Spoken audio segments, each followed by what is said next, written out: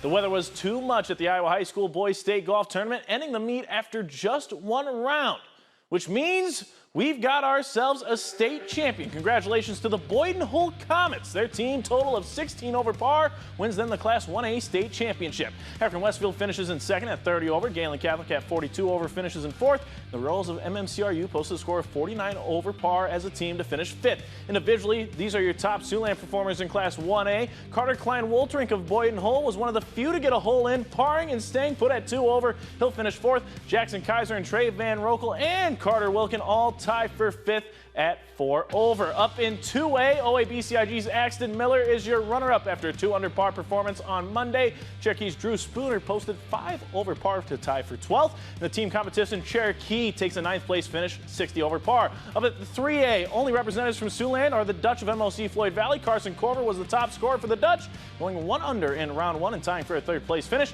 As a team, MLC Floyd Valley finishes 23 over, good enough for 3rd place. Congratulations to all the athletes who had the chance to compete at the state meet.